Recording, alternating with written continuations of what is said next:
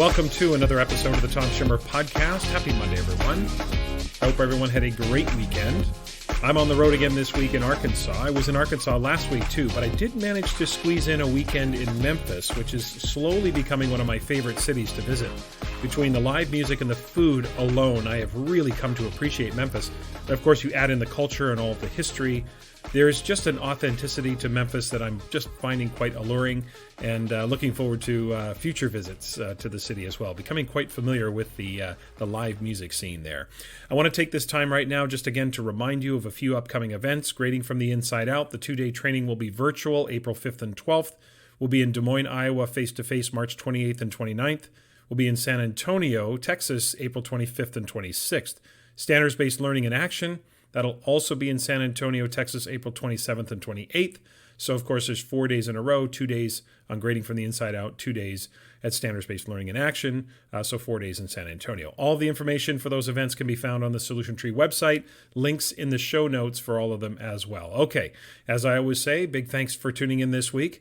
Big welcome to any new listeners joining in for the first time, and a big thank you to longtime listeners. I appreciate all of you.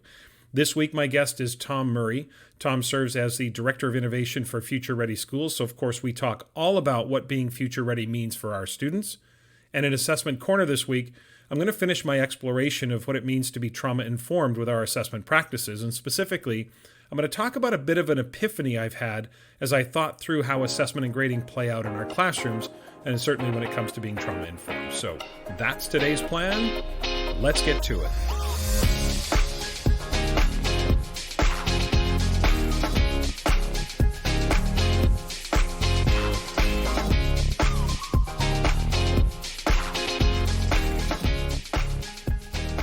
My conversation with Tom Murrary is coming up, but first, don't at me.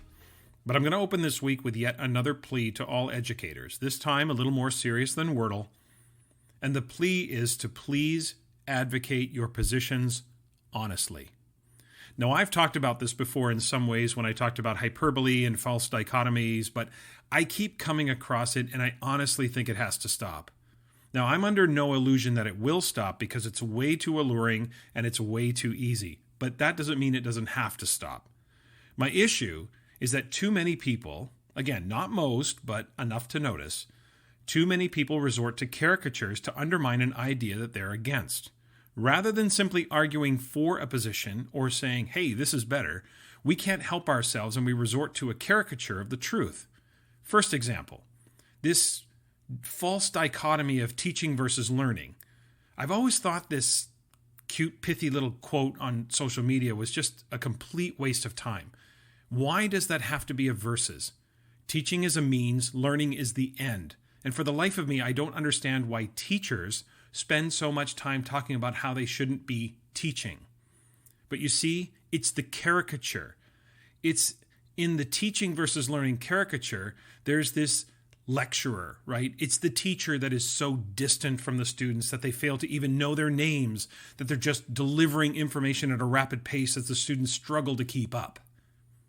Really? That's teaching? I mean, could you find examples of that in 2022? But I'm sure you could. But ask yourself this, is that what most teachers do?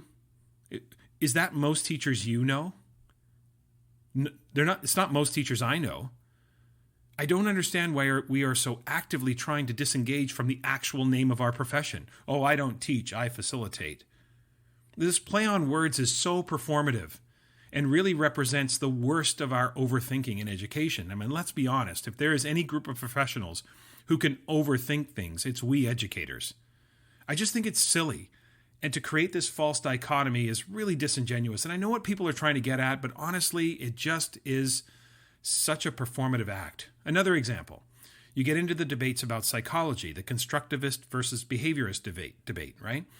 Now, there is absolutely room in education for a debate of ideas, and that grounding our educational choices in a particular view of educational psychology or psychology in general is important, but each side of the debate tends to slip into caricatures when discussing the opposing view. So, for example, when constructivists are talked about, and you often find constructivist education in project-based learning or inquiry-based learning, The caricature that gets hurled at them, it's as if their classrooms are a free-for-all, that there are no expectations, that kids can learn whenever they feel like it, whatever they feel like it.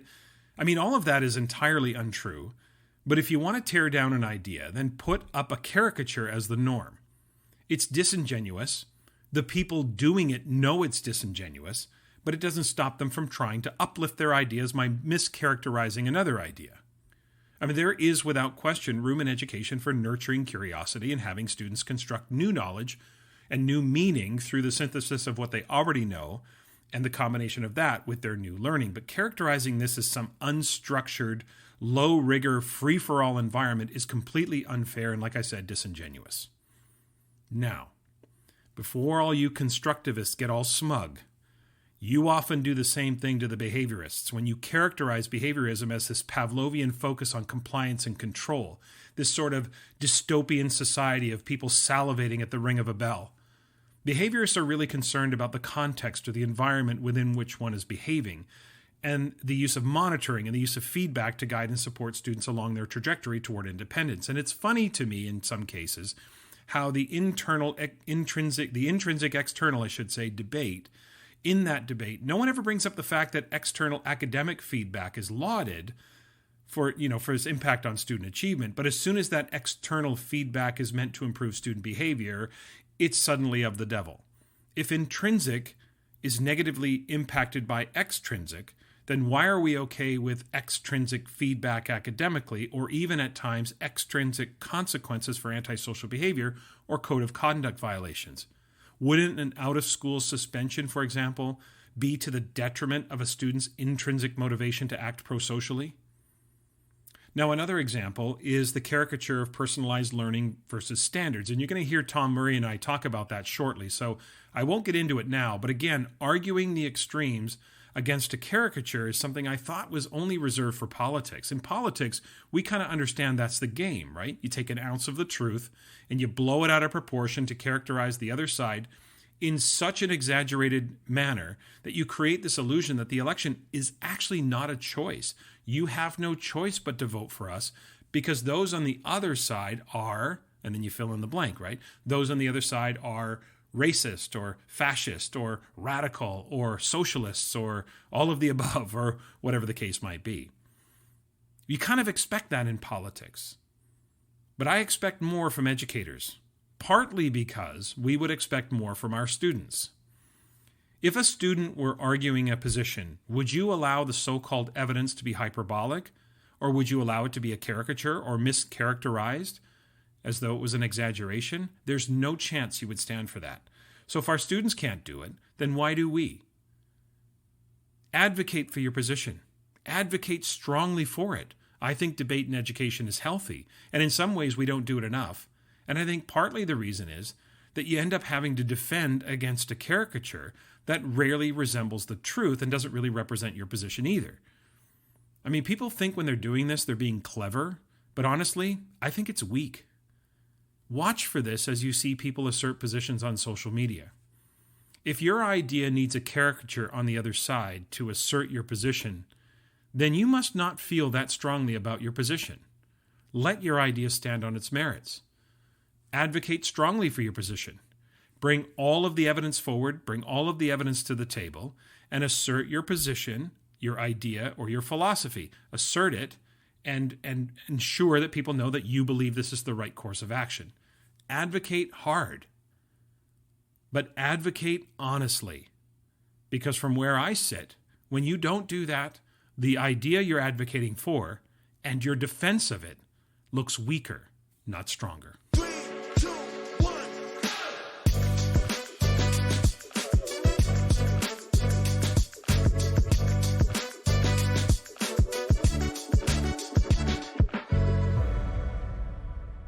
Joining me this week is Tom Murray. Tom serves as the Director of Innovation for Future Ready Schools, which is a project of the All for Ed group. He also serves as a regular conference keynote presenter. He was also named one of the 20 to watch by the NSBA. In 2015, Tom was named Education Policy Person of the Year by the Academy of Arts and Sciences, and in 2017, Tom was named Education Thought Leader of the Year. His best-selling ASCD book called Learning Transformed was released in 2017, and his latest book, something we're going to focus on today, Personal and Authentic, was released at the end of 2019. So Tom clearly has had a very influential career, and certainly more to come from Tom. So Tom, welcome to the Tom Schimmer Podcast. What an honor it is to be. I was actually thinking maybe you were out of guests, and that's why I got the invite. Maybe that was it. But no, in all seriousness, love your work. Appreciate you, and thanks for having me on. Yeah, Tom, it's great to have you here, and certainly I appreciate the fact that I did not run out of guests for sure. You are certainly a welcome someone I've been thinking about having on the podcast for quite a while now, because I've been quite familiar with you. Full disclosure, you and I have never met face to face until today. Quite familiar with your work through Twitter. As we were chatting before, we joined Twitter right around a month apart. You were June of 2009. I was July of 2009. So in the early days of Twitter, we've never met face to face, but certainly I've watched, as a follower of your work, your influence grow. And we share a mutual friend, Ken Williams. I know is one of your very close friends, and certainly Ken is a friend of mine and a colleague. So really excited to have you here, Tom. And I want to jump right in and start with your journey, because I'd love for listeners to get a sense of the beginnings and how you became this thought leader. So before we dig into the substance and content of our conversation, let's start with the arc of your career. So highlight for us, Tom, the journey, the professional biography, if you will, maybe highlighting specifically some of those impact points that led to you becoming this internationally recognized thought leader in education. Wow. Well, thank you for that. I appreciate that. And, diving in and reflecting on 20 plus years of just the work. And I go back to being 21 years old, fresh out of college, thinking I had a clue is what I was getting myself into. I went to Muhlenberg College in Allentown, Pennsylvania, and I started pre-med. I thought I wanted to be a pediatrician. I'd always loved working with kids. Growing up in high school, I had done a lot of summer camps, liked being around children, recognized the innocence, recognized the impact, went to college being pre-med, thinking that's what I wanted to do. I did it for a year, loved it, did pretty well, but there was a part of me that always said, I don't want to just see kids when they're sick. I want to really make an impact. So I switched over to education. I start my career, suburban school outside of Philadelphia as a fourth grade teacher, 21 years old again. That door closes on that first day. And I can remember the thought being like, oh my gosh, where's my cooperating teacher? This is really the show now. What am I going to do? And here's the thing, Tom, I would love to tell you how that first year was great and things went well. And I've just got better as a teacher and things progressed. And in retrospect, there has been such significant impacts from other people throughout my career that have helped me really guide me to where the work that I'm doing today. My first year teaching, I tell the full story in Personal and Authentic in chapter 1, fundamentally changed who I was, not just as an educator, but myself as a person. I share the loss of a mentor, somebody that loved me enough to kind of whack me upside the head when my mindset was off. When, as that first year teacher, I started to use a lot more words like me, my, and I, as opposed to we, our, and they, that loved me enough to call me out man to man. But there was some tragedies that happened that year that really gave me a different lens to step back to say, why do I really do this work? If I got into this to make that impact, why am I so looking in the mirror saying, well, this isn't fair for me. When are we gonna have the time to do that? And it fundamentally changed my lens in what this work was really about. And I really believe this work is about loving and caring about kids first and foremost, and everything else comes secondary to that. So having some tragedies occur, the loss of my mentor and some other things that I share in Personal and Authentic, really changed my mindset and lens as to what this was about to be. I love teaching, and there I was as an elementary teacher early on. I also had this passion for technology. Now, I laugh when I think about it, because going back to the early 2000s, I'm talking this was like the era of the Palm Pilots. And by the way, I was one-to-one in my classroom 20 some odd years ago, Palm Pilots, right? And so we think about some of these tools and some of those pieces, but I enjoyed doing that. So I actually went to middle school and I taught 6th, 7th, and 8th grade, got to do some things around technology, really enjoyed that. But I had another mentor walk into my classroom one day, and there I was. I had 2 master's degrees. I was kind of the top of that pay scale from a teacher end, in terms of credits and that kind of stuff. And a mentor walked in my classroom one day and said, Tom, I've got about 3 years left in this building, and I'd love to see you running it when I leave. And he walked back out. And I remember thinking, Well, I really look up to him. I really admire him. I like that leadership side of things, but it was a mentor that really Yeah. pushed me because I don't know, had he not done that, I might still be teaching in that middle school classroom. So I had a Mhm. mentor that really pushed me to do that. Finished my principal certification. Little did I know somebody else was retiring. Pulls me in. I get an administrative opportunity, so I serve at the middle level. Moved down to serve at the elementary level. Was there for a number of years. Loved it. Being an elementary principal, one of the greatest jobs on the planet. Move over to district office when my superintendent said, "Hey, I've got a growth opportunity for you."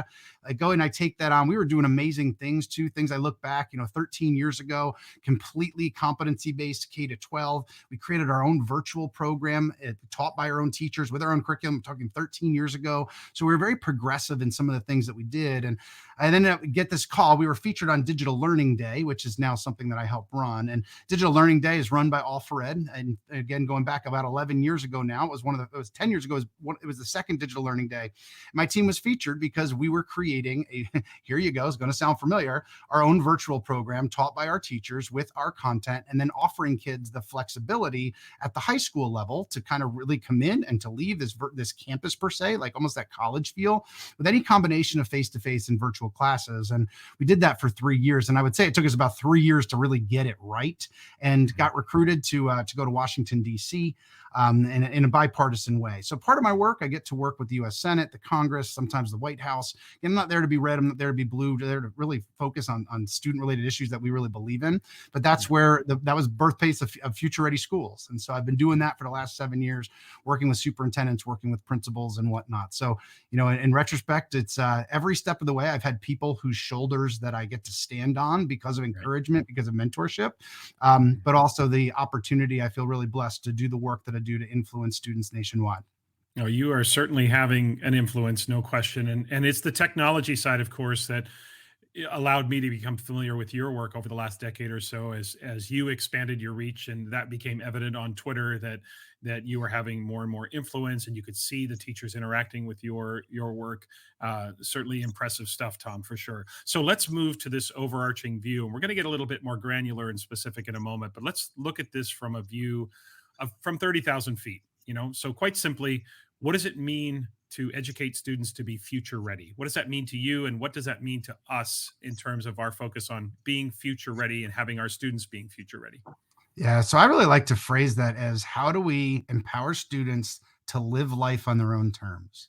How do we create the conditions where they can thrive no matter their abilities that they walk in with, that they can leverage their interests, their passions, their strengths, so that their experience is far more learner centered in nature. And so this notion of future ready, as I'm talking about, also goes hand in hand with my thoughts and personal and authentic.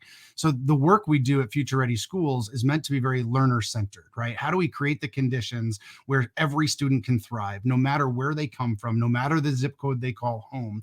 And so when we look at that at Future Ready Schools, we've created a framework to really support a very evidence-based framework, the key areas of transformation in schools. And I will tell you, first of all, like a kudos to the educators across the country who are working tirelessly to support kids, especially when they don't have the funding they need or the resources they need, especially leading throughout this pandemic and all the work that they've been doing.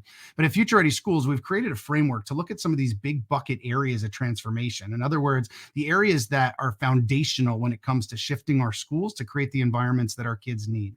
So to answer your question directly, on a student end, how do we create the experience where they're crossing that graduation stage, ready to live life on their own terms, ready to follow their interests, their passions, their strengths, where we've equipped them enough with the skills for life, right? And that's far deeper than sometimes we look at it. Sometimes I think in a K-12 system, we look at walking across that graduation stage as, let's check them off the box. They graduated, we did our jobs, nice work. Where in retrospect, like, that's really just the beginning, right? And so Right. how are we giving them the foundation to be able to live those life on their own terms? And referencing Future Ready, I'd encourage to listeners here to check out futureready.org, bipartisan nonprofit. We don't sell anything. We do a lot of research and taking a look at a lot of different areas for transformation, but then we also really work with school leadership to make it happen. students. So I'll give you just a really quick, again, 30,000 foot view. In Sure. working with school and district leadership, on the outside of the framework is this notion of collaborative leadership. Leadership's not by title. We really look at it as all by action. And when I look back on my own career, I think about some of the best school leaders I've ever worked with. And sometimes that was the support staff member making a few dollars an hour above minimum wage, yet was a backbone to our building, constantly stepping up. Maybe it was that third year teacher that was just crushing it for kids and breaking down walls and really influencing the lives of others and creating the conditions where kids were comfortable and safe and really given the opportunities to be who they wanted to be. Or maybe it was that 35-year veteran, right? Who it was her last year, but she was teaching like it was going to be her best year because she recognized that those students only time in seventh grade or what have you. When we look at the Future Ready framework, let me just quickly talk about some of the components of the key areas that we have to make sure as we shift the systems moving forward that we don't lose sight of, that we keep front and center.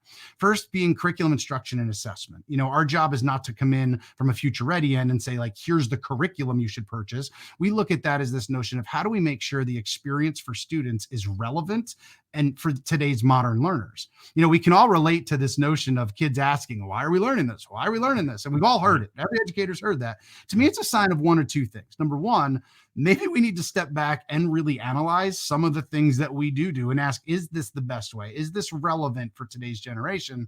But number two, it really helps us reflect on what we do systemically as well. And maybe it is just a really good question, or they don't see the relevance to it. And if they're asking that, sometimes they can't make the connection to why we're doing it, right? And everything we know about learning, that connection needs to be there. So the curriculum instruction assessment end is helping schools and districts and leaders to really be progressive in thinking about the experience themselves to make sure that it's relevant for today. The next piece is the personalized professional learning. And I will tell you, we don't call it professional development. We're not mad at folks that do. But if you look at any study on the phrase professional development, what do people think of? Sit and get, hours-based accountability, kind of one size fits all. Now, the good thing is we've seen such a shift in the system over the last 5 to 6 years and recognizing, districts recognizing what some of the best professional learning looks like, coaching, side by side, peer to peer, in each other's classrooms, those types of things.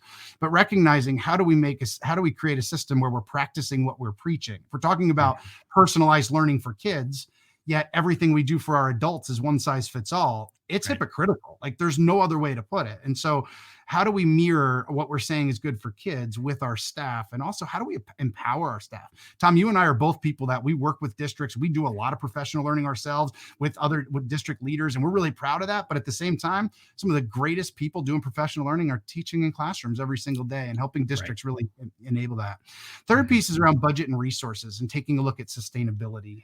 Could go on and on about that one. Here in the United States, we've got the funding that's come from the federal government around COVID, and we're going to see a fiscal cliff in a couple of years if we're not careful. And so we want to take a look at how do we maximize funds, recognizing every dollar we spend comes out of somebody's pocket somewhere. So sustainability is really a key there. Just to touch on the other ones very quickly, community partnerships. How do we connect with our businesses, places of worship, and recognize when we say our kids, it's our community's kids. And how do we connect? We see a lot of great things happening at high schools with pathways, and where they're leaving high school, graduating sometimes with an associate degree or certificate to be able to do things in the world of work that they're interested in. Lots of great stuff happening there. Data and privacy. I had the opportunity to testify in front of Congress a couple of years ago in that area. And we talk about it from a future ready end. Privacy is a non-negotiable. How do we make sure that the information that we have and that we're collecting, we're doing what we need to do in that area? Robust infrastructure, really the technology side, that's on campus and off campus, something we saw really come front and center in the pandemic. And finally, the last one being the use of space and time. When we look at the use of space, that's learning spaces. And we're not talking about being pretty for Pinterest here. It's really how design impacts the brain and learning. And then the use of time is, time's that one of the only constants we have in education. And so how can we use time differently? And we see that often when we look at more mastery-based approaches and ways that people are using time differently. So I think to answer that question fully, those are some of the big bucket areas that we focus on. But as districts and schools want to transform into those that really can create those future-ready conditions for students, those are some of the areas that we have to really look at evidence-based approaches to shift the system while not leaving any of those out so it doesn't all come crashing down. Yeah. It's such a thorough framework, and I really appreciated what I really appreciated about the framework was that focus on budget allocation and financial decisions, because as we know, the financial decisions we make, the budget allocations we make, actually express our values and what matters to us, and where we put our money where our mouths are. And when we do that, we really can back up the assertions we're trying to make about having our students be future ready, the use of space, the idea of the infrastructure. I think we're going to touch on that a little bit more later on, about the infrastructure and some things that happened during the pandemic. But you make me think about this idea of being a citizen, being ready for citizenship, and how can they be a future ready, productive citizen in our society. And I want to unpack this notion a little bit with you, because I think it creates a bit of a dilemma at times for public school systems. And this is where I want to go. Like, where is the line between a personalized education system and what society as a whole wants or desires from a public school system? So here's what I mean by this. The public, being in society, a publicly funded school system has at least some say in what the collective outcomes of a public education system would be. If a public education is supposed to be the great equalizer, then we have to make sure it is that. Now, you assert that our job is to ensure that each student graduates from high school with the agency, the passion, and the skills to be a productive, compassionate, and responsible citizen. But my question would be, who defines what a responsible citizen is? Is it up to the individual to decide that? Is it up to the teacher? Is it up to the school? Is it up to the state or the province that funds the system? Where is the line between the individual's desires and passions and what is in the best interest of the greater good in society? So who gets to make that decision, or how is that decision made? Wow. So first of all, I mean, what a question. Second of all, do we have a half a Sorry. day for this podcast to really dive into? Third, I would say, have you seen any school board meetings on YouTube in the last number of months here in the United States? Because what you're really getting to is like, who makes the call? Who has the final say? What right do parents have? What should should you be teaching on certain topics? Should you not? Should you need to avoid certain topics? Like, this comes up when we see things around like banning books. And, you see that big thing in Texas right now. Your schools Right. cannot use these. Well, like, why is that case? Like, who can say yes, who can say no, and when, where is it? Will we make it available, and where's the parent right? I look at Iowa right now. They're going on something that in their legislature where teachers have to process this lesson plans and materials online a year in advance. Like, by the way, what does current events look like for that section when you do that? Yeah. Right? Like, so many facets to that, and it really is about control and who gets that control. And you see that playing out, the whole CRT conversation at school board meetings. Right, Like, yes, right. you're teaching it, no, we're not. Right? So number one, what you're asking is really around this hot button issue of who has that final say, who has control. And I think there's multiple ways to look at it. At the states, we're very local control based, and so what you were saying, I agree with, where people do have a say, because at its foundation, you vote for school board members. School board members, now, they really aren't there to choose the curriculum. When you look at why school boards are there, they're hiring the superintendent, they're setting policy and setting budgets. Now, watching them overarch into curricular areas has been fascinating in the last number of years, because there are folks, to be honest, that are saying, I want to say, now I'm on the board, I'm going to have a say, so I'm going to dictate the type of grading system that we can have. We don't want to go to this over here because our kids aren't guinea pigs. Like, how many times have we heard that, right? So really boiling it down to who has control. To me, I step back and look at it from a public school end, because in reality, there's other options out there. I'm a person of faith, and if I wanted it to be the main driving force in everything for my students, it's a big, or my students, my own children, it's a big part of their lives. But personally, I choose to send them to public school. Now, there's areas, if I wanted to go down a particular path that wasn't necessarily appropriate for public school, like, I would have that option as a parent to send them elsewhere. And so part of it is this wrestling between, where's the parent say, where's the community say? The difficulty is, what's the reality look like? If, when I was that middle school principal having 1,200 kids, it's not feasible to say, here's my 1,200 different curriculums because my parents want 1,200 different things. Like, you can't do that. So going to your note, what's really for the public good? And so when I step back, really fundamentally, public school systems are there to help support, in my opinion, the democracy on hand, to educate the common good, to have the skills for the workforce, to have the skills and let's even broach this topic of like integrity. How do you teach that? What does that look like? Where does the moral compass come from? Who has the say on those pieces? And so for me, I think part of it really needs to be this notion notion of here's what we're doing for our community because it's what we believe in. Now, I think there's some variance there. I was recording something the other day with a superintendent of a very rural district in California. They have a very agrarian, everything they have there is people working in fields, lots of workers that are coming in. It's a very high need population that they work the field, but they're going to create some environments that give kids some skills to be able to thrive in their environment, where if I'm in Center City, Philadelphia, that program, those things there might not be so relevant. And so on one hand, we want some of that control to say, here's what's going to be best for our community. The danger comes in, many school boards, 5-person boards, you get people that run for kind of the wrong reason for their little issue. They can overarch and over dictate. Working with a lot of superintendents, one of the struggles is superintendents can be, again, when we look at this notion of being superintendents, they really, in one night, one vote, they can be out. And so as they push and to transform and push to move, they've got this constant battle of, if they're not bringing their board with them, they can only move so far and do so much. So to answer your question, it's going to really depend on that local control area, at least the way it's structured in the United States. And so, I think on one hand, I encourage parents, I encourage students to use their voice to share things. So it really is upon the district to seek parent feedback. When you're looking at a new math program, whatever it might be, you need to engage the community because it's their students. And I think the due diligence is to hear the voices, hear the conversations, hear the arguments on all sides of things. Make sure that we're taking student voice at hand and we're really promoting that, right? If this notion of agency, which you read in one of our definitions, to give students the voice to be able to do the things they want to do, they need to be in that. And so where districts get themselves in trouble is they don't seek that parent input. They don't really partner with them. They don't ask for student input. And let's be real, at times, not even asking for teacher input. Kind of here's what we're doing at this level. And then that's a whole other issue there as well. For sure. And so for me, it's how do you create this system where we're including parents, including students, including our teacher expertise and experience as part of that, to make the overall curriculum decision that's best for the community as a whole.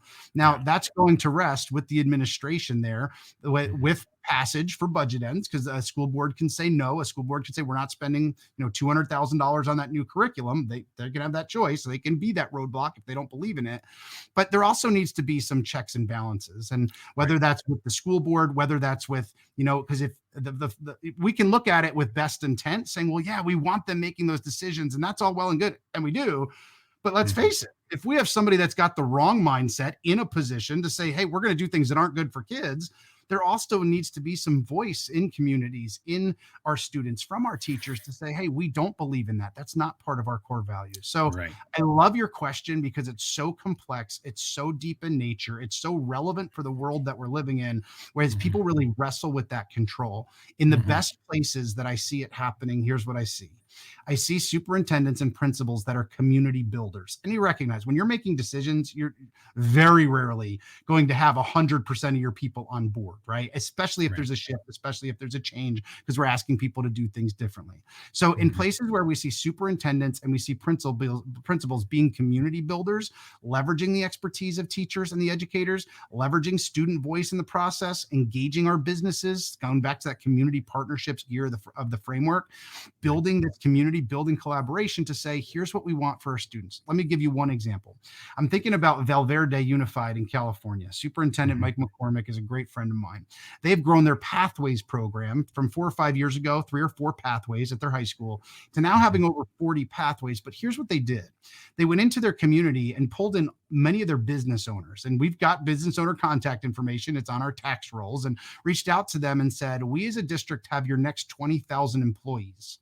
What do you need for our community? What are the skills you need? What are the certifications you need so you don't have to rehire? If we've got all of your employees, work with us to get it there. And they've created some of the most robust pathways where they're partnering with businesses, partnering with communities, and parents are on board because they're, on the whole, because they're recognizing you're giving our kids skills that when they can leave us, they're going into the workforce, getting some jobs if they didn't want to go to that 4-year college, whatever it might be. Maybe they do, and they have a new skill set as well. And so I think being a community builder in this area is really important, making sure we do have the voice of other people. If it's constantly in us versus them, you're going to get massive turnover from an administration and probably from our teachers as well. And everything is going to move so slowly because it's going to be this consistent battle.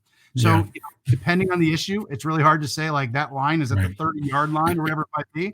But we're going to make sure that we're community builders to make sure that we can really leverage the voice. Because at the end of the day, it is the community's kids. Our parents should have a say, but we can also have to be realistic about we've got 1,200 kids in a school. We also have to do what's good for the common good. And Right. Right. so lots, we could go on and on about that. I Love bet we that, could. but really, really interesting challenge there. Yeah, for sure. I think sometimes when we're operating out of the extremes or operating from the view of the caricature, it's never a productive place to be. So, for example, when we talk about personalized learning and somebody says, oh, does that mean there's 1,200 individualized learning plans? No, it doesn't. And it's never meant that when we talked about personalized learning. That's the caricature of what people try to say or try to use. Just like you would say, well, there are curricular standards that students have to reach. Well, then the caricature is this dystopian society where everybody's just compliant. And, we use those extremes and those caricatures to try to assert a position, and yet they're never the truth. And finding that balance, I think, is really important. You also made me think of something, Tom. I wonder sometimes about the balance, not just between the self and the community. I wonder about the balance between the future and now. What I mean by that is, can we, or how do we avoid being too future focused that the school loses sight of who's in front of me today? I am a young adolescent when I'm 13. I am not an adult, and I have certain needs that the school should be attentive to as a middle school student, for example. How do we strike that balance between constantly having one eye on the future or both eyes on the future and making sure that we are not overextending and therefore being dismissive of where the learner is today? Wow, brilliant question. I absolutely love that. So I want to answer that through the lens of having a second grader, right? Okay. So when we think about it, if everything that I said to my second grader was like, when you're in the workforce someday, you're going to have to, he's 8. Part of him is like, I want to play Minecraft today, right? And That's so right. let's be totally real with the problem with also always being future focused is you can lose sight of contentment in the moment. And Mhm. so one of the things that we've seen in the pandemic is also this focus on mindfulness, even happiness. I'm a big fan of like Sean Akers' work and really looking at like internal happiness and how can we present in the moment, right? Mhm. And so I think part of it is, yeah, we need to make sure we're not missing now. Like part of it is, as districts, we encourage them to have a vision. Where do you want teaching and learning to be 5 years from now? That's a really relevant question. But if my kid is a high school junior, I care about what you're doing right now because 5 years from now, they're not going to be here anymore. Right. And so Exactly. it is this balance of we can't give up contentment. We can't give up, appreciating the moment, also Mhm. recognizing the amazing things that we are doing. Right. And so Yeah. I think even, and we look at, and I've talked to how many times have I said transformation or something already or being future Right. ready, but in the same sense, let's also celebrate the greatness that's happening and many times has happened for a long, long time in our classrooms. We can't lose sight of that as well. And I think we do Mhm. have to appreciate those moments. And part of that, I think, is to pause and reflect and to recognize what are those things that are going on right now that are really good, or even looking at the pandemic. What are some of Mhm. the things that we've shifted, whether it's instructionally or whatever it might be, we should hold on to because maybe, hey, we were forced to Right. do it a different way, but there's some value there, right? And I think Right. celebrating in those moments, but I also think keeping your focus on your people, right? The work is about Mhm. people. It's with people and for people. And so if we're only thinking about where we want things kind of long term, we can really lose sight of those moments. And we recognize that every interaction matters. Every day is an opportunity. And so I think when we keep that front and center, whether it's that personal contentment that we're talking about, it's the Mhm. celebration of students and the things that they've done, it's the recognizing greatness that has been in our schools that we don't want to change and being content in some of those moments, but then Mhm. also moving forward and recognizing what are the areas that we can continue to stay relevant for society. It's kind of Right. like driving. When I get in the car Yeah. in a given day, if I were to drive from my office to back home, there's times I'll take slightly different directions. I want an idea where that end goal is. Otherwise, I'm just driving in circles, in circles all Right. night. Right. But at the same time, I'm going to use the interactions that are there. I might go slightly different directions based on Mhm. that feedback in the moment. And I think it's an analogy of we need that vision. Otherwise, people are going to get really frustrated frustrated. Why are we changing this? Why are we doing this? And Right. without that vision, without people understanding it, that frustration absolutely ensues. But we Mhm. also need to have the flexibility and agility to say, hey, what we're doing today is I'm going to shift this in the classroom instructionally to really ultimately do what's best for kids. And we recognize just it's why we can't keep every lesson plan the same every single year, because who Mhm. we're serving is changing. And so that flexibility and agility today recognizes who's sitting in front of us today is really important, but simultaneously keep working towards that where we do want to be long term. Yeah, and I think you can have, both eyes on both. I don't think it's a binary choice that you're either attentive to today or the future, but I do think it's important to be mindful of who is in front of you and where they are, because they will be different when they get into the workforce and they are adults. You mentioned the pandemic, so I want to slightly shift to that and just ask you, from your perspective, did the pandemic kind of expose how future ready some schools are not? Yeah, 100%. Absolutely. And it's been really interesting to work with superintendents, for a good Yeah. 7 years pre-pandemic. So let me give you an example, and it's a front and center for all of us here around home access. Future Ready is an equity focused organization. And when we look at it, we've been talking about students that haven't had home access at every workshop, every institute, virtually every session that we've done. And when we look at it, there's been a number of districts that over time have said, yeah, when statistics pre-pandemic in the United States were showing us about 70% of our teachers were asking kids to do something digital outside of school. But in our latest research in the pandemic early on, we did a state by state breakdown of how many kids didn't. And in the United States, it was about 16.9 million children. Disproportionately, it was our Black and brown students that didn't Yeah, of have course. needed home access. So when we take a step back and we look at, number one, we knew the need was there.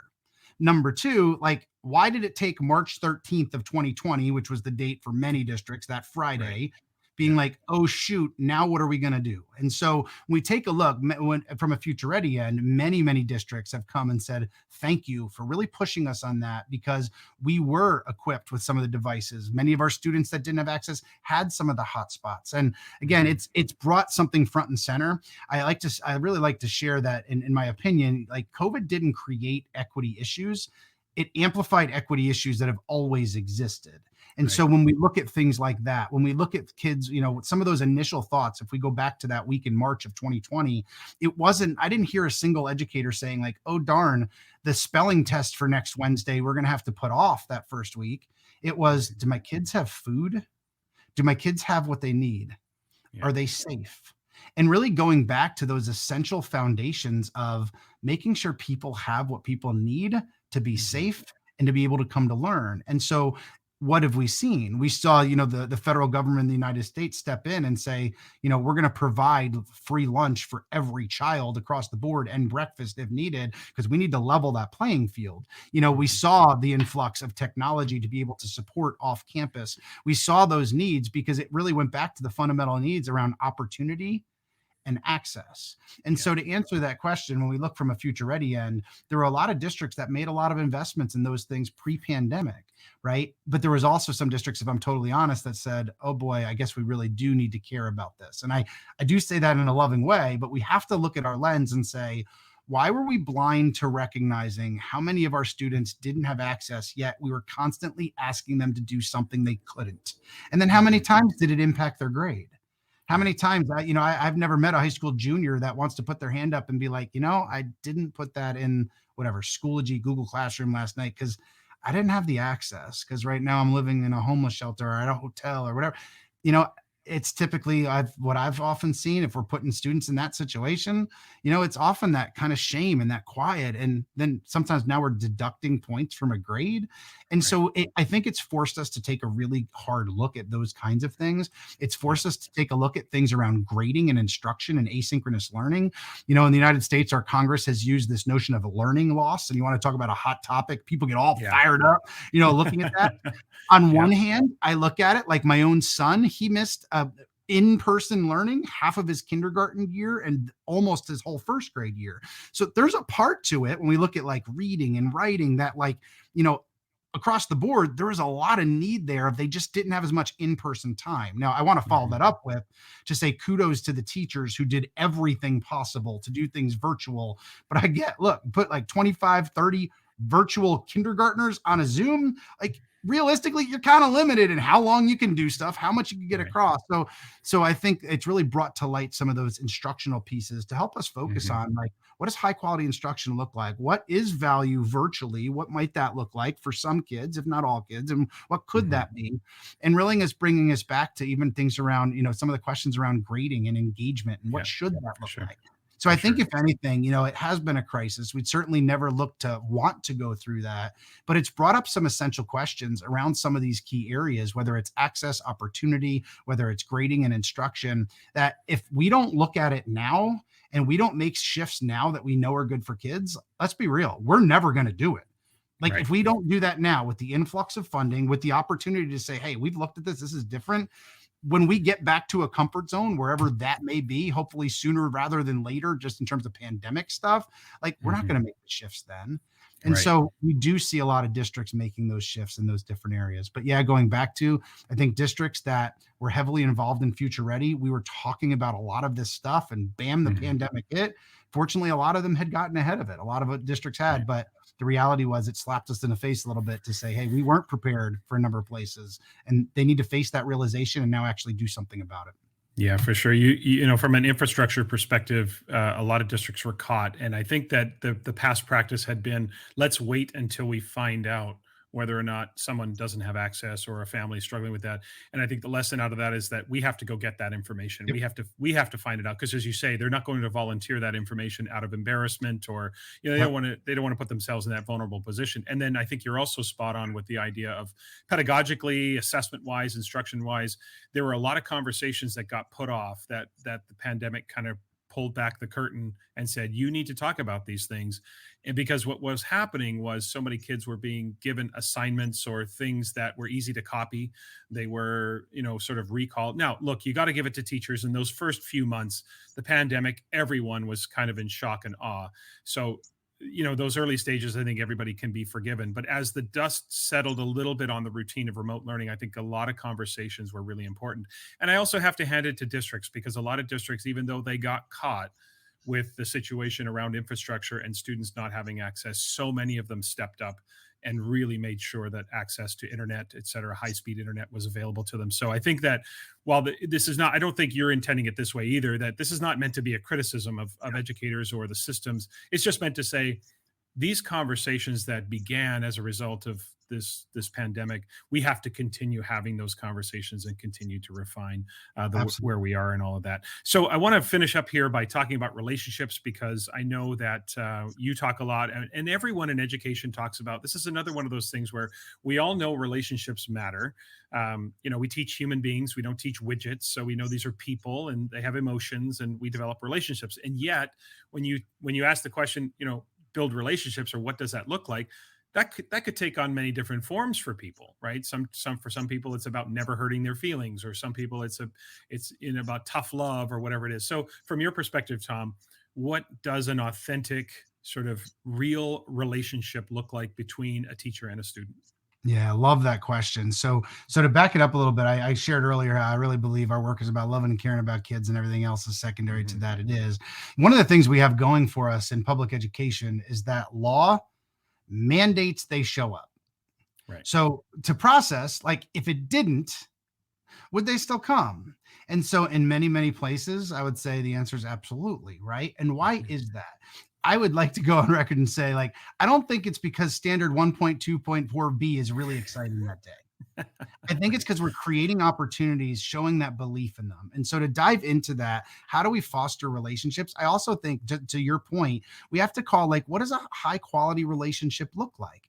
And it's Mhm. also about high expectations and accountability. And I Right. think sometimes when we look at that, I think it's easy for people to say, well, I don't want to be that teacher because I have high standards in my classroom and they're going to learn here. It's not going to be a party every day. And it really gets Mhm. to a mindset problem about what they think relationships is, and also a control issue as to who's in control and what the real purpose is.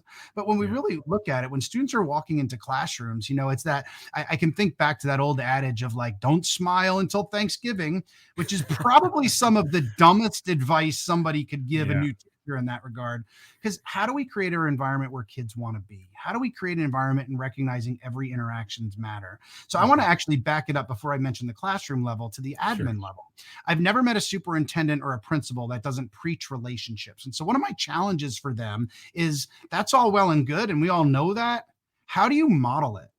Right. Because when I think about sometimes when I ran faculty meetings, if I'm telling my teachers, hey, you need to build relationships with that student. Hey, you've got that one behavior issue in there. We'll just build a relationship with them. But then at a faculty meeting, I'm never prioritizing any time for relationship building. I'm asking my teachers to do something that I'm not showing that I value. As Right. opposed to one of my challenges in getting to work with and coach a lot of principals is like, what might be the impact if the first 5 minutes of every single faculty meeting was some sort of team building, culture building, fun, something that just recognizes the human side of the work? And sometimes I'll throw that out there and I'll get a little pushback. But Tom, we only have 60 minutes a month. And I'll lovingly push back and say, okay, Len, can we outline your priorities? Because if Yeah. it's not people at the top, we've really got to question why that's going to be. But any research on when students feel believed in, when they feel part of something, where they want to be somewhere, academically, it's going to be much higher than if a student's walking into an environment of fear, if they're walking into an environment where everything is like, I'm just going to take things away. And in those environments, from a research end, first of all, I think it's really important to look at. But second of all, just look at your own life when you Hmm. connect with people. And I don't care if it's when you go to church, I don't care if it's at that VFW, I don't care wherever that might be, the people you plug into outside, why do you choose to do it? It's the human interaction, and our brains are wired for that human interaction. Our brains are wired to want to be part of a group. Even if I'm an introvert, I want to have that sense of belonging. So, from Right. a classroom end, how do we create the sense of belonging from a neuroscience end so that they can be there? And it's recognizing the differences in our students as strengths, not as needs. It's so easy in our world in education to come at it with this deficit mindset, especially when Right. we look at data. And I'm a fan of data, but we have to do it in context of the individual story. I like to call it the hidden stories within. And so when we look Hmm. at creating these relationships, how do we get to know each student on a personal level where we know where they care about, but then on a more global level at a school? One of the things I wrote in Personal and Authentic, I thought it was a brilliant story out of, I believe, Nevada. And I told the story from an article that I saw where what they did was they took every single student in their building and they put their name in a faculty meeting all around the room where they had every student identified. And then they had columns. One of them was, I know that student by name and face. Like I recognize who they are. Another Hmm. one was, I can talk a little about their academics. And then another column was, I can talk about things they like or enjoy outside of school, things that they're involved with, church or baseball, whatever it might be. And then they took every single staff member. I'm talking every custodian, every kitchen staff member, secretary, and they gave them all permanent markers to walk around the room and place check marks next to every student in ways of where they could say that they recognize them, they know them by name, they know their. And guess what happened? The vast number of students were recognized by name and our face, and that was really it. That was it. And there was this huge group of students that really become snapshots of pictures walking through our halls. So, how do we get to know them, who they are, what they like, what takes them on an emotional roller coaster? How do we get to know some of the hidden stories within? To me, it Hmm. also really comes down to trust. And to me, relationships really come down to trust. And so, how do we build trust with our students? How do we build those relationships and build trust with our parents who send us their most precious commodities every single day? Our parents send us the best they can each and every day. And how can we build trust there? Without it, relationships really are the foundation of learning. But it also comes with high expectations. It also comes with the conversations of, I know you can do more, and I'm going to push on you because I know you can get more out of them. That also is that relationship to continue to push. Yeah, you talk about time and attention with teachers and students. You talk about time. Time is the currency, and through that currency, we get receipts. So a leader who does not invest in relationships is not getting any. You're talking the talk, but you're not walking the walk. And I've said for years that from a student perspective, I've always said that what adults give their attention to is what children eventually come to know as important. And you could say the same thing about leaders. What a superintendent or a principal gives their attention to is what the faculty or the principals will come to believe is important. And as a principal, you don't not have time to invest in relationships with the people you work with to develop that connection and that shared kind of responsibility with the work. Getting to know learners, even high school students, yes, teachers have 120, 150 kids on their roster. Can you know them as learners? Can you understand some of the idiosyncrasies of when they're in your science class or when they're in your just in your classroom or whatever experience you're having? Tom, I feel like I could talk to you for another 3 hours about all of this stuff. I mean, I love the conversation we had, but we are going to finish up here. So we'll have to do a part B at some point down the road. Two questions left as we finish up, and these are questions I ask everyone who comes on the podcast. And here's the first one, and you can take both of these questions in any direction you'd like to. But the first one is this: educationally speaking, and I kind of think I know where you're going to go with this, but educationally speaking, what keeps you up at night? Oh, I can answer that right away, and I can tell you my answer has shifted over time. When I was a teacher, when I was a principal, I would stare at the ceiling, worried about my kids. I would worry about some of the connections. I would worry about some of the home lives. I'd worry about some of the poverty. But being that I don't work hand in hand with students every day anymore, at least the same group of students, what keeps me up right now, it's the mental health of educators, where educators are taking care of people all day long. Many of them go home and take care of people at night, and they get up the next day and they do it, and they get up the next day and they do it. And they spend so much time taking care of other people with servant hearts and loving on other people that they run over themselves in the process. And that notion of self-care is not selfless. And so what keeps me up at night is the mental health of educators. And I do worry about that. Yeah, we are constantly giving to others. Listeners, you might recall from October, my conversation with Tina Bogren, same thing. Nurses and teachers are the caregivers, as she puts it. And the research indicates that we often put ourselves last. And we have to find a balance, because it is about the students, but it's also about our mental well-being and our physical health as well, so that we're there for our students and are able to fully support them that way. Okay, last question. I really do appreciate that answer, Tom.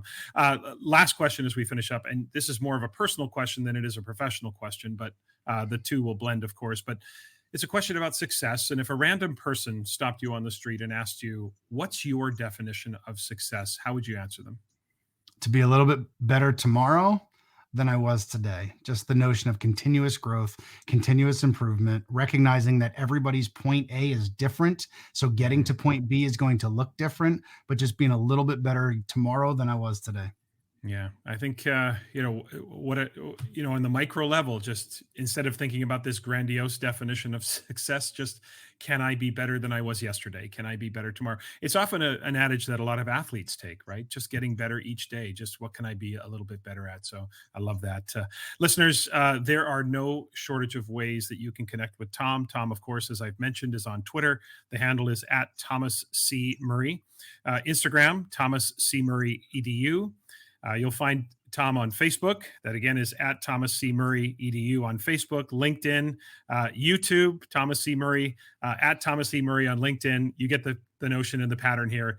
Just search Thomas C. Murray and you'll find Tom in all of these different places, as well as the Thomas C. Murray website. That's www.thomascmurray.com. Also the Future Ready website. I'll have links for all of these in the show notes, listeners, if you want to connect with Tom on multiple places. And also on the website, there's lots of opportunities to connect with Tom should you want Tom to come and speak to principals or speak to your district or work with teachers. Lots of opportunity to do that. Tom, it was great to meet you. I certainly was a very insightful conversation. I really appreciated the conversation with you today. Thanks for doing this, man. I appreciate it. Absolutely. Thank you for the opportunity. Glad to be here. This podcast is a proud member of the Teach Better Podcast Network. Better today, better tomorrow, and the podcast to get you there. You can find out more at teachbetter.com/podcast. Now let's get back to the episode. In Assessment Corner this week, I want to finish up my exploration of trauma-informed assessment practices by talking about strategies, but I think my epiphany this week is that there is not some secret drawer of assessment strategies that are trauma-informed. Rather, we have so many strategies that many of you already use, and I think you can actually draw a straight line between certain practices and how they support students who've experienced trauma. And again, to be clear, I'm not pretending to be an expert on trauma, nor do I feel I have the depth and breadth to speak authoritatively about all that it means to be trauma-informed. This is my current learning, and this is a bit of a think aloud, as I've said, and I'm committed to continuing to do more learning about this. Now, at the micro level, any practice that actively seeks to keep students in the calm or alert states, thereby avoiding alarm or fear, is trauma-informed. So from an assessment and grading perspective, I think it's as simple as asking, what makes students alarmed or fearful of assessment, and what can we do to avoid triggering alarm or fear in any of our students? Remember, The alarm state is characterized by resistance, and their adaptive strategy in that state is to freeze. Fear is characterized by defiance, and their adaptive strategy typically is flight. So if we can avoid any and all of that with our assessment practices, our grading practices, we will keep kids in the calm or alert state. Now, what's one thing that causes alarm or fear in students when it comes to assessment and grading? Uncertainty. When anything in our assessment practices feels uncertain, the students are likely to feel alarmed or fearful. Remember, the state of alert just means that we are thinking outside of ourselves and will seek information from the flock, so to speak, to find out if we're making sense of the environment. Most people spend most days moving between the calm and alert states. But when alarm and fear occur, the level of cognition for students is emotional and reactive. I think the point is that any of our assessment practices have the potential to trigger reactions in all of our students. It's just that students who have experienced trauma are more likely to react at a greater level of intensity and for a longer duration. So what are some of those strategies? Well, obviously, formative assessment, right? If everything students do leaves a mark in the gradebook, especially in the era of open gradebooks, you could prematurely trigger responses. Even though we've said there are opportunities to grow, it might be too late. The home response as a result of poor initial results, etc., the home results that students fear may have already taken place after the growth occurs, but those initial stumbles, which are inevitable, are in the gradebook, and they're probably better served away from the gradebook to allow for the messiness of learning if, in fact, that can be a trigger for both the students and for families, for example. I think clear learning goals and clear success criteria. We always talk about that, but the straight line to being trauma-informed is that the idea of when those things are invisible, if we're not clear on what the learning goals are, if we haven't been clear on what success criteria looks like, or even if they're opaque, it's problematic because that level of uncertainty can really, again, trigger kind of an emotional reaction. I don't know where we're going. I don't know how successful I will be. And what will the reaction be at home? What will my reaction, what is all about to happen to me?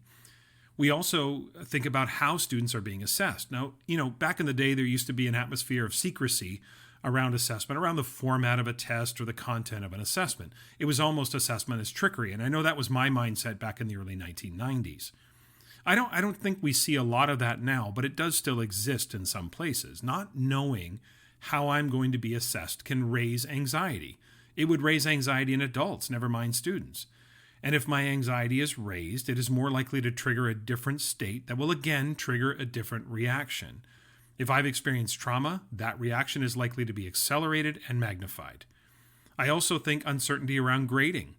Uncertainty here can be hugely problematic because grades can be a source, even tangentially, but even directly, they can be a source of the trauma students potentially experience at home or from others, right? Either it's the ridicule that they experience from their peers, or it's maybe something more severe that happens at home, but low grades can trigger a parental reaction. So the uncertainty surrounding grading can be an antecedent for the flight behavior, right? It's better no grade than a low grade. Now, another aspect of assessment that can be problematic is the lack of control. I'm not suggesting students have complete control over their educational experience, especially the assessments that are required to demonstrate proficiency over the standards. What I am suggesting, though, is that students have the opportunity to have as much control as possible in their assessment situations so they feel they can guide the outcome. Now, in many ways, the lack of control is what led to the trauma experience in the first place. The trauma was almost always done to the child or to the teen, and that lack of control is often what triggers a response. At least this is what I'm hypothesizing. I can see sort of a lack of control being something that triggers a fear or flight state. If I'm not in control of my environment, if I'm not in control of what's happening to me, then I'm out of here. Right? So what gives students a sense of control? Well, self-assessment. And you can see a Venn diagram between all of these different strategies that I'm mentioning here, but self-assessment, right? Being able to recognize where I am in my learning, having clarity around the learning goal, takes away the uncertainty, and then having some control is that I have some agency in determining my next steps. And speaking of agency, another thing that gives students control is the opportunity to explore their own curiosity and their own passions. Providing the opportunity to have some say in what I'm learning goes a long way for me as a student, right? Yes, there are expected provincial or state outcomes and standards, but there is a vagueness to them that I know some lament, but honestly, the vagueness can be used to our advantage to allow the broadest flexibility in terms of how students can explore and actually authentically meet those learning goals, those outcomes, those standards, which leads to agency in showing what they know. For us, we have to think about as teachers providing the greatest breadth of what is acceptable as evidence of learning. Now, that doesn't mean we give anything away.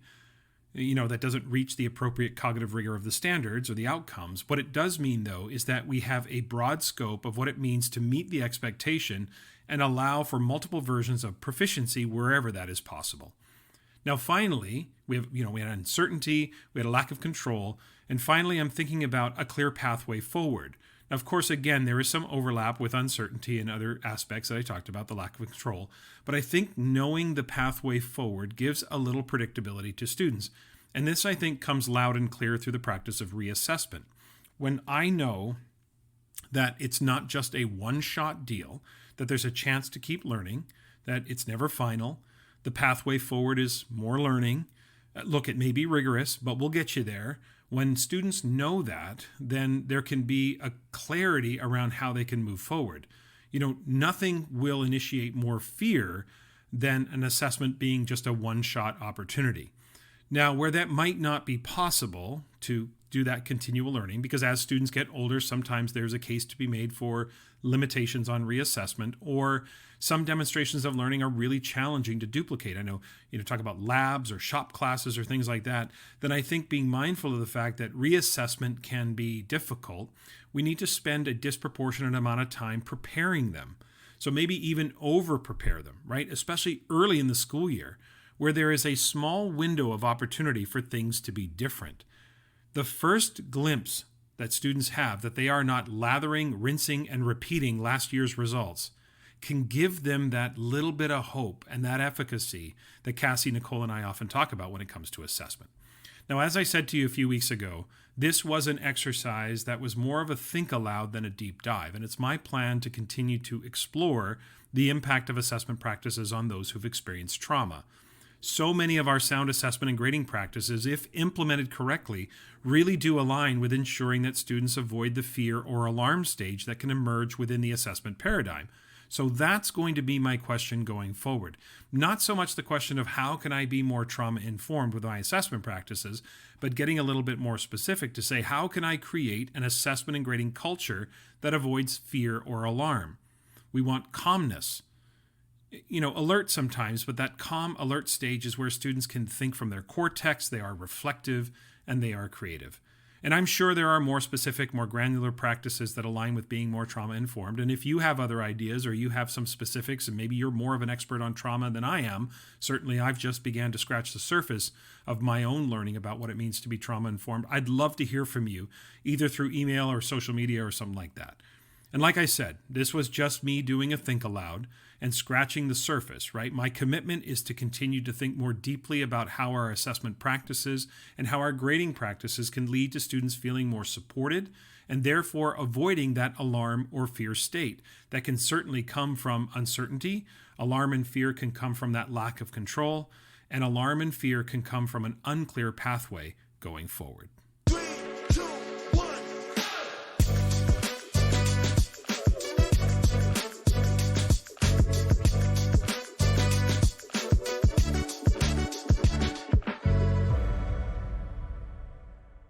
Okay, that's it for this week. Remember to follow the podcast on Twitter, Instagram, Facebook, YouTube, and TikTok. You can also email the podcast, tomshimmerpod@gmail.com. And a reminder to check the show notes for the links for the upcoming Grading from the Inside Out and Standards-Based Learning and Action trainings coming this spring. Next week, my guest will be my friend Tim Cavey. Tim is a middle school vice principal and the host of the Teachers on Fire podcast, so we're going to dig into a number of different topics with Tim.